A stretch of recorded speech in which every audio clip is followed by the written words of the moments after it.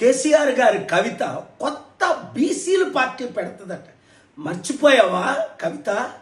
నువ్వు ఎంపీగా ఉన్నప్పుడు ఏ రోజైనా ఇన్ని సంవత్సరాలు పార్లమెంట్లో బీసీల గురించి పోరాడావా? ఎమ్మెల్సీగా ఉన్నప్పుడు అసెంబ్లీలో పోరాడావా?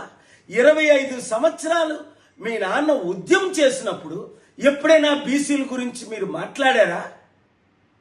దొరలై ఉండి 1% ఉన్నాం, మాకు ఓట్లు పడవు అని బీసీ నినాదాన్ని ఇప్పుడు వాడుకోవడమా? లేదా మరలా జైలుకి వెళ్ళకుండా బెయిల్ మీద 12 సంవత్సరాలు బయట ఉండడానికా? ఉన్న డబ్బు 1000 కోట్లు దాచుకోవడానికా? లేదా నాన్న నా వాటా ఇవ్వడం లేదని షర్మిల పెట్టినట్టు నువ్వు కూడా నీ 2 లక్షల కోట్ల కొరకు పార్టీ పెడుతున్నావా?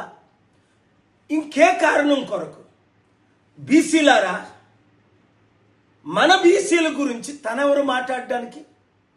మనం ఎందుకు వెళ్ళి జాయిన్ అవుతాం ఆ బీసీ పార్టీలో? ఒక్కరైనా చిత్తశుద్ధి ఉన్న బీసీ నాయకులు షర్మిల పార్టీలో జాయిన్ అవ్వలేదు, కవిత పార్టీలో జాయిన్ అవ్వరు. తెలివైన వాళ్ళందరూ ఏకం కండి.